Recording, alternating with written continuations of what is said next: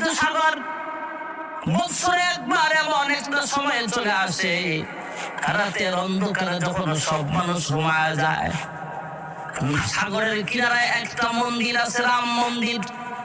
এই রাম মন্দিরের কাছাকাছি একটা বিশাল বড় জিন দৈত্য এসে হামলা করে।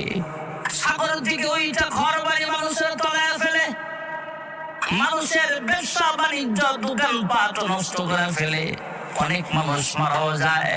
এলাকার ওরা যেই ধর্ম পালন করুক না কেন, ওই ধর্মের যারা গুরু আছে, পণ্ডিত আছে, এদেরকে ডাকা হলো। জ্যোতিষ বিদ্যা যারা অর্জন করেছে এদেরকে ডাকা হলো। বাদশা ডেকে বলে, তোমরাই বলো না এর একটা মীমাংসা কি করা যায়, এই সমস্যার সমাধান কি করা যায়। প্রতি বছর রাতের বেলা আইসা একবার আমাদের উপরে দৈত্য হামলা করে, জিন হামলা করে।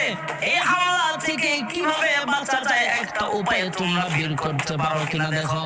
এবার সবাই মিলে পরামর্শ করে ওই দেশের বাদশাকে জানায়া দিলেন, হ্যাঁ বাদশা মহাদয়, বছরের অমুক দিন যে রাত্রে বেলায় আমাদের উপরে আক্রমণ করা হয়, যে রাত্রে দৈত্য জিন আইসা সাগর থেকে ওইটা মানুষের ঘর বাড়ি তলায় ফেলে ভাঙচুর করে ফেলে, ওই রাত্রে বেলায় ওই রাম মন্দিরে একটা কাজ করে দেখা যেতে পারে। কয় কি কাজ?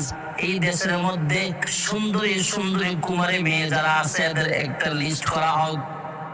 এক একটা মেয়ে বছরে একবার ওই নির্দিষ্ট রাতের মধ্যে, ওই রাত হওয়ার আগে সন্ধ্যাবেলায় সুন্দর করে সাজায় গুজা মেকআপ কইরা সুন্দর করে সাজায়া সুন্দর নতুন নতুন পোশাক পরা দিয়া ওই যে রাম মন্দিরে রেখে দেওয়া হবে।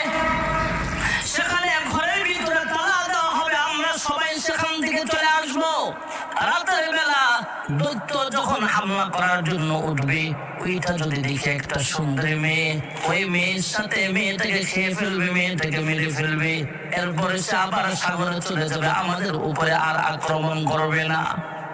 বাদশা জানায়া দিলেন, ঠিক আছে, আগামী বছর যখন ওই দিনটা আসবে তখন তোমরা এটা খেয়াল রাখবা।